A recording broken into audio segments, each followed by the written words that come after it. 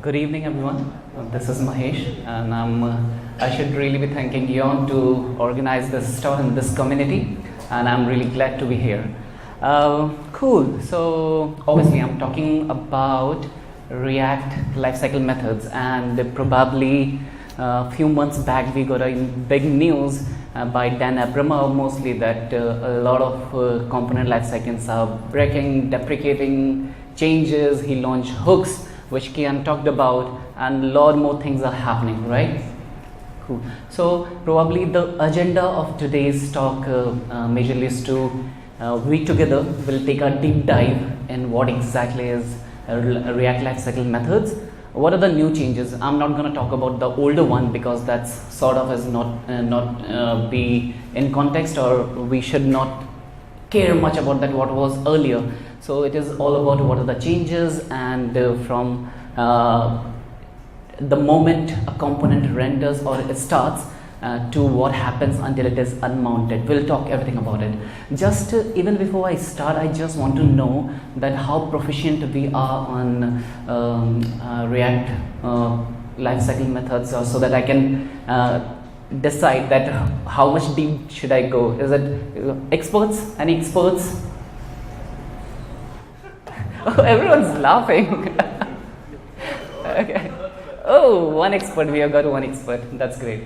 Okay, so majorly I'm thinking just medium. So even I can relate that. Yeah, it's not that straightforward. So let's try to jump into it. Okay, myself. I'm Mahesh. I am a full stack developer, and I love React. Yeah. And I'm a storyteller, so I do share or dub some podcasting on YouTube. That's in Hindi language, so that's Indian, so you would not understand. And I'm a blogger. I am quite active in medium.com. My few of the blogs have got published in multi-language, like REST API guidelines, React component lifecycle methods, and few other stuff. You can follow me on Medium. Let's be connected. I'm open source contributor as well. Like I have got a couple of npm library like in hooks and using tooltip, React tooltip. And yes, in India, just before Singapore, I was in India. I did a lot of React training in India as well as South Africa. So yeah, and I'm ex McKinsey, and right now I'm working in a startup. I'm a tech lead. That's me on a summary. Let's start our deep dive. Before we start with what exactly is component lifecycle method, this is the one-line intro of React. This is the official introduction of React that says ReactJS is a JavaScript library for building user interfaces. If you see, I did bold user interfaces. So in React, we only create user interfaces. What is user interface? User interface is any area, any zone where user goes, interacts, and basically he commands. So that's why it's an interface which is led by the user, and we as a developer, we provide that playground for the user to interact with our app. So that's user interface. Now, cool. Why should we discuss and why should we know about React lifecycle method? That's before even going into it, knowing that is really important, because you should know the value, and then we should be doing why exactly we are learning and why exactly you should be listening to me on this talk. So maybe I just want to put one analogy that how exactly React looks like. So if you see, this is a bunch of television, and every television has got its own connectivity to power, its own connectivity to maybe compact displayer, so that you can control every of the television on its own. And this whole combination is React.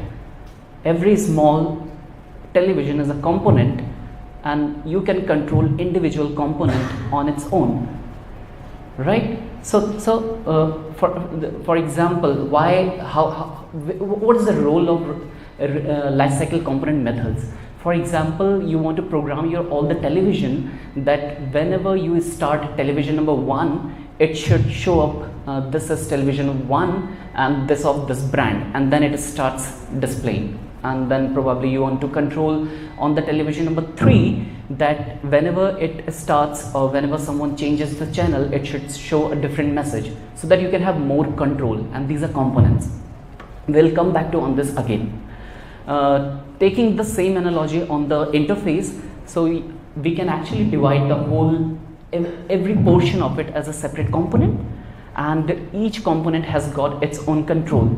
For example, whether it show or not, or for example, when you click on follow button, it can actually call an API. So the other components need not know about what exactly the other component is doing.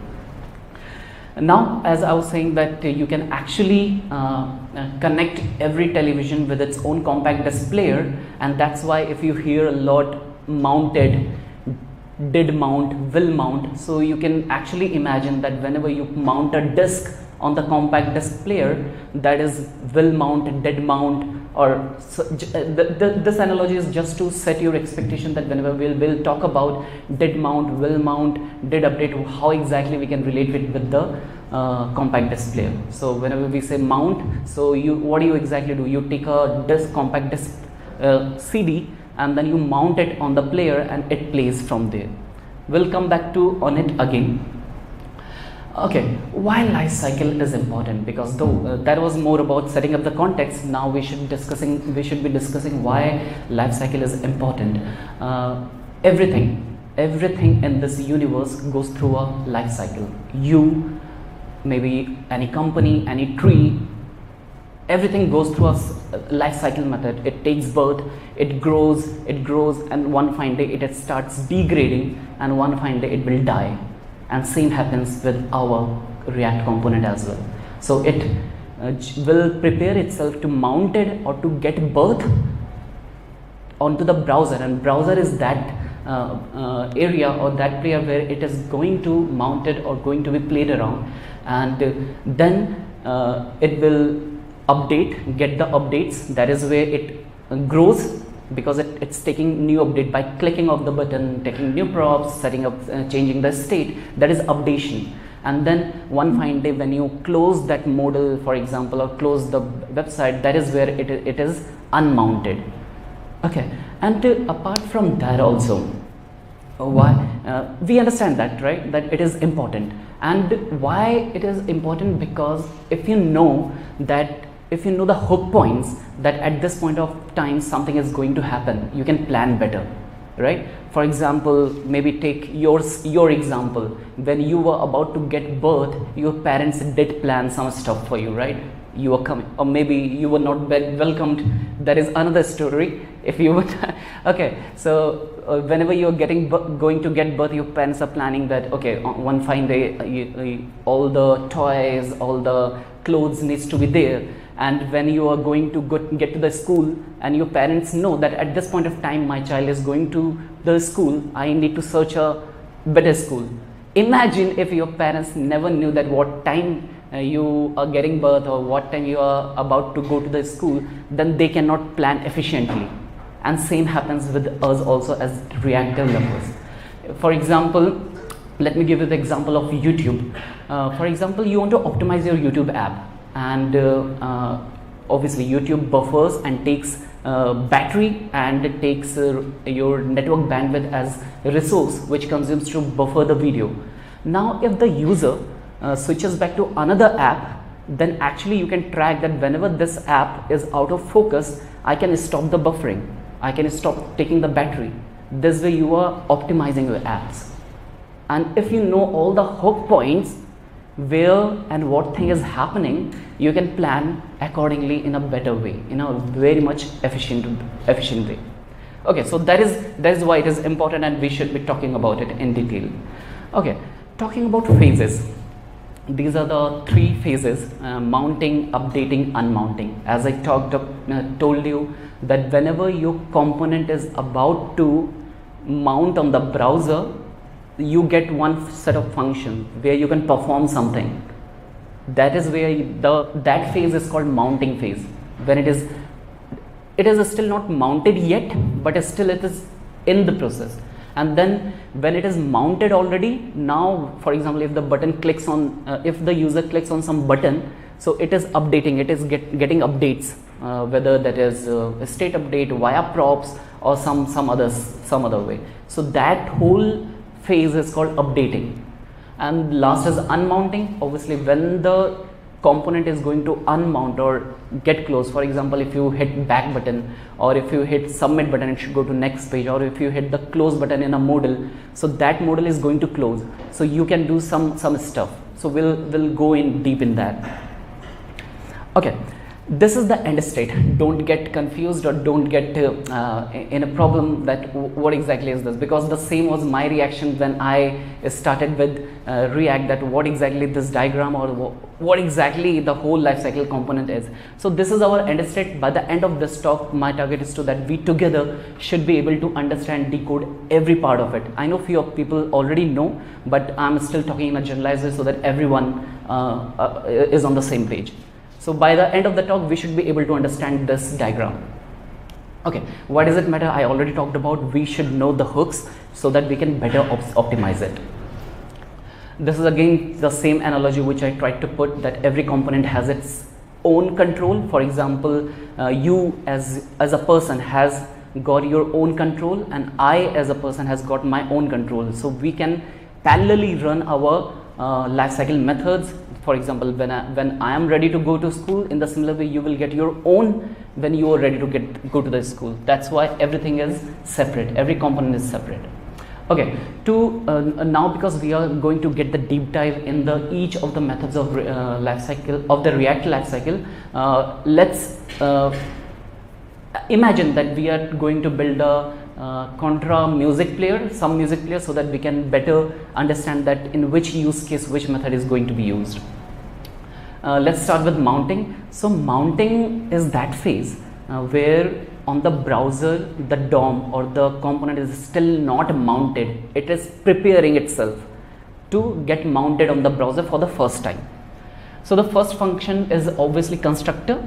As we know, even in OOPS also, the constructor is the first function that gets executed, where you can do the stuffs like setting up your first state, initial values, and you can set, using the default props, you can also set the default props as well. So for example, if you want to start your music player with a value of volume 70% and status as paused, you can set here, so that your component whenever mounts on the browser, it starts with this value. So it's pretty straightforward. Initially, in the previous version of React, that is 16.3 and below, there was another method called component will mount. And what exactly happened, that and if you see that component will mount and the constructor are pretty much same. So constructor also gets called first time before render, component will mount also gets called first time only one time before mount. So, and even there was a huge discussion going on that we should merge it, and finally in this 16.4 we merged it and we have got only one, that is constructor. The next method is static get derived state from props. Let's try to decode it. If you see, this method is used for getting the derived state from props. Now, what is the use case? A lot of times as React developers, our state depends on prop. For example, when you pass a prop as a function and then your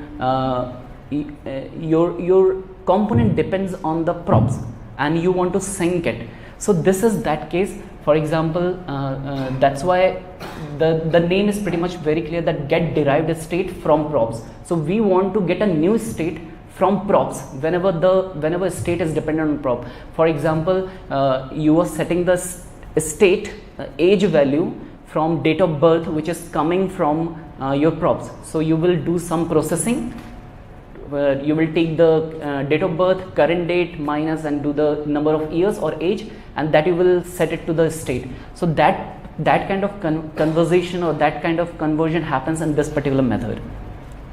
This is just to give an example. For example, and this is a static, so you do not get the access of this, and you will be getting the props and state only. So you can actually you can compare that state.value is not equal to props.value, then you actually return a new state, and you can also return a null. When it is null, it does nothing. When you return a valid object, it merges with your original state. whatever you started with on the constructor. So for example, if you say your props is dependent, or your states is dependent on props, and that is a function which processes something. So this is that use case when you want to sync your state with the props and do some calculation, some processing. Next method after constructor, and then one method gets called get state, get derived state from props, and then actually the render happens. In the render, this is that method where equivalent HTML DOM is generated, and then it will be sent to the browser. So render is the final method. Everyone knows that because we start with render, right? And then actually mounting happens. After render processes one particular object with your props, with your states and everything, it generates one DOM, and then it mounts it, and another function is called, that is component did mount. As the name suggests, that component did mount, it says that component has already been mounted to the browser. And what is the use case of this? For example, you want to access the DOM and you want to use jQuery library to set the graph, or maybe D3 library to set the graph on this value. So whenever you want to access one particular or DOM, it has to be mounted on the browser first. So that's why all the calculations, all the processing of graph, or you want to use HighChart or some other library which accesses DOM, then you need to do all this processing in component did mount. Because just try to understand, you have got your React world, where, and if you want your HighChart to take the DOM, then HighChart doesn't know what React is or what their internal processing is happening. HighChart only knows browser DOM, which we see in the elements in the console of the Chrome. So that's why once the component is mounted, we are pretty much sure that my component is on the browser, and another library can access the DOM to do some processing or modify it.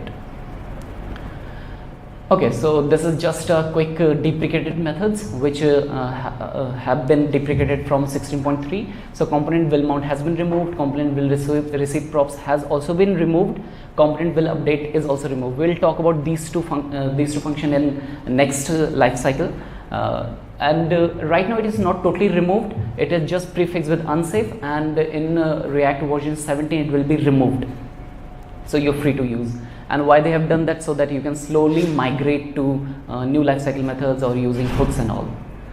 And just to remind why this is again important, if you want to totally understand hooks, then also understanding of React lifecycle methods is really important, because hook is the side product or the resultant to make your whole lifecycle method is a little bit of easier. That is the hook. So we should be understanding React lifecycle better. So coming to that particular diagram, we have already talked about constructor. Then after constructor we call get derived state props, then it renders, and then it commits to the browser, it sends to the browser, and then finally we run component did mount. Now we are going to talk about updating. So this particular process, this particular phase is when the component has been mounted already and render function has ran at least once or the first time. So when we start with updating, updating can happen by basically three rough ways. One is when you change the props. Props, if you do not know what is prop is like function parameter. So component is a function and props is a parameter. So if you change the parameter of props, then it will update your React component. Or when you change the state, the internal state of your component, then it will update the component. Another way is another function, that is force update. You can, from any point of time, you can forcefully update your React, that is force update, which is not recommended, bad practice. So we'll talk about the update by props and update by state. So the first function is obviously called get derived state from props. So this is the same method which we talked about when you want to sync your props and state and want to do some processing. This is the first method, that is get called. And then after get derived state from props, the next method is called should component update. As the name suggests, it says that it expects true or false, right? It is a question, should it update the component? So yeah, so you can, for example, any render of component processes a lot of values and it goes through a heavy cycle, and you want to get control on that, whether every time some prop or state changes, do I want to re-render the component or not? So you can control that thing in this particular function, should component update, and if it returns false, then it will not go to the render, it will not reload, or it will not remount it, and if it returns true, then it will go to the render and remount it, and if you do not write this function, by default it returns true. So we have more control, but we should be using it very carefully. This is again not recommended even by the official React team, but some cases we need to. So this is just a quick example. In the should component update, you get the next props and next state, and the current state and current prop is available in this. So you can do this dot props or this dot state, and you can do comparison, and you can actually return a boolean to have a more control on a component rendering. So this is what I'm talking about from the diagram, that after we get a new prop or we change by set state, we get derived state from prop. After it passes, we go to the should component update. If it is true, it will go to render. If it is false, it will stop over there. Updating phase, obviously. Then after this particular function, the next function that is called, and this is again newly introduced in 16.4, get a snapshot before update. This is when I started on the day one, when I tried to understand this particular function. This took a little more time to actually understand it. I hope that I'm able to convey the same what I understood. Feel free to question me back if you do not get it. So get a snapshot before update. Let me first tell you the use case. Why and when do we need to use this? This is one of the very rare function you will use, but it's important to know. For example, you are doing a tooltip, and while your tooltip is moving, you change some state and your component reloads. Then there is, at the worst condition, there is potentially some chances that while you are moving it and the component reloads, you will lose the track or you will face few of the laggings. That because while you were moving it, it re-updated, and as the React virtual DOM works, that whenever in a binary tree, in a tree of a component, whenever it sees delta, it deletes all the child and it reattaches all the parent. So at worst case, for example, if you're moving the tooltip and something gets updated, you might lose this animation, you might lose this flow, this will be not smooth, and same applies for your scroll bar as well. For example, if you are scrolling up and down and you are showing a list, and at some point of time, if API responds you back and you update the state, at some point of time you might lose the track. So get a snapshot before update is a function where before writing to the browser, you get the previous state and you just wire it up. I'll let you know. We'll talk about it. So let me show you a quick example. So you can see here that I get a snapshot before update, and as the name suggests, that I want to get a snapshot of the component before it actually updates, so that I can continue after it is updated. I think you will get it. So we get the props, we get the states, and then by doing some calculations or whatever logic is there, you can return an object from here. That is a snapshot. You return a snapshot, and whatever snapshot you return, that snapshot is caught in did update, and did update is similar to did mount. So remember, did mount in a whole life cycle, did mount will happen only once, because you're saying that how many times your component mounted, it's only once. But did update will happen any number of time update is happening, right? So this is did component did update. So in component did update, whatever you return here, you will get here a snapshot, and here you can set that current scroll height is from the snapshot. So just think that you are moving your tooltip, and here the update is happening. Before actually rewriting on the browser, you're taking the current snapshot and it updating it, and you are passing it to the newly updated DOM, the older snapshot, so that you can wire it up. As simple as that. I try to make it simple, but yes, this is the definition and this is where it is going to be used. Does it make sense? Yes, no? Or should I repeat? Yes, please.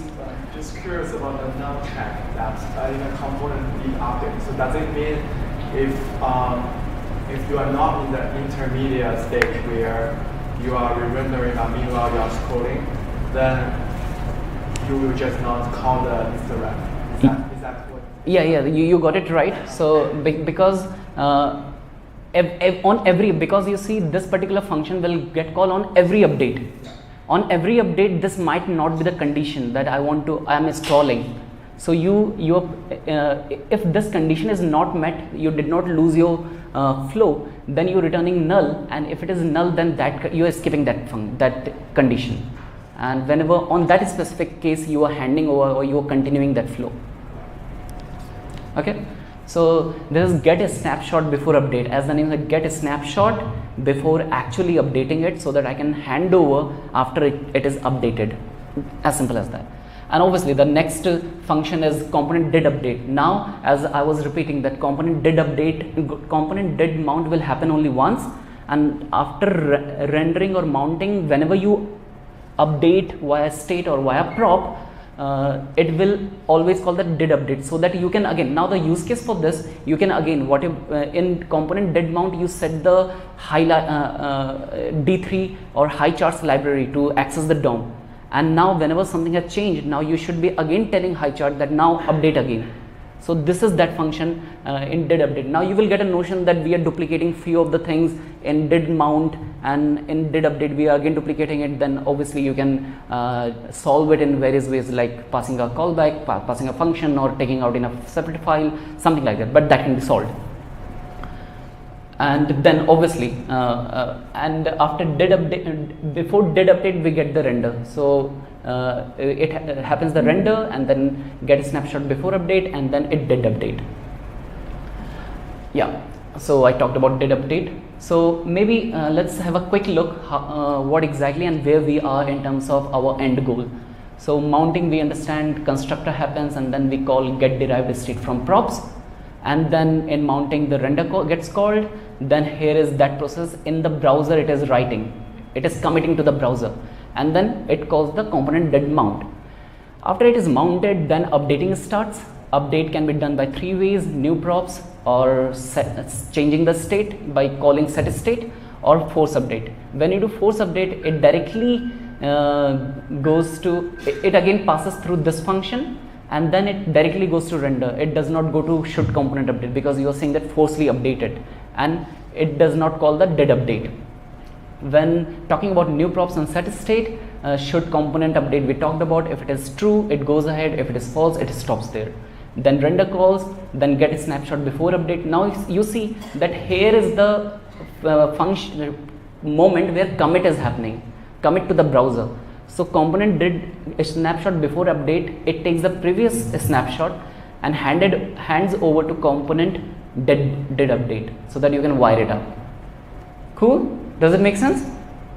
Now the next is unmounting. So when you are closing the model, or when you want to close or collapse this this particular component, this is where that function is get called, and the use case is pretty much straightforward. Maybe you want to destroy all the charts, you want to remove the linkage or remove the library, high chart library, you want to clear the user session, you want to log out the user. All those clearing stuff happens here. And obviously if you see in this particular diagram, in unmounting, there is no component did unmount. Do we need that? We cannot actually. It's similar like when you are about to die, just let me know, I'll come you and give you water or somehow food, and then I say that when you died, then come back to me, tell me that when you died. So obviously if something is unmounted, they cannot come and tell us. So that's why after will unmount, there is no did unmount. Cool? Integrate API call. Okay, yeah, this is important. So now in the whole lifecycle thing, there's one of the very important question: where do we integrate the APIs? Where if you want to call API, so that should happen component did mount mostly, but there are some other use cases for different kind of use cases, but it should be here. Why here? And even when component will unmount was there in the React, so there were a lot of confusion around whether it should be in component will mount or component did mount. So the straightforward answer is that for example, if you're doing server side rendering as well, so server side rendering will call constructor, will call throughout the render, it will not commit and it will not do the dead mount. So if you put in constructor or some other function before committing it to the browser, then on the server side rendering, when you are generating your HTML files for SEO optimization, it will try to call the API even if it is not loaded on the browser. So you should be doing on this part. That's why this particular lower side is mostly when it is on the browser, did update or did mount. So please make sure that you integrate your APIs in did mount, and obviously you want to call API once and not every time component update mostly, but there are some other use case on every button click you want to get response. In that case it will be did update, but whenever the use case is that you just want a API call on load, it should be going here in did mount. Does it make sense? Yes. I'm answering. Okay, cool, thank you. That was it. And yeah, stay in touch.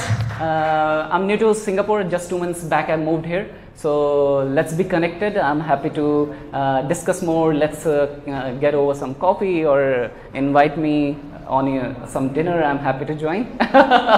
Cool, thank you so much. And there is a quick feedback form. If you can give me some feedback, that will be helpful for me. You can either scan or you can take the tiny URL. Thank you so much guys, it was a pleasure. Thank you Jon for inviting. Thank you.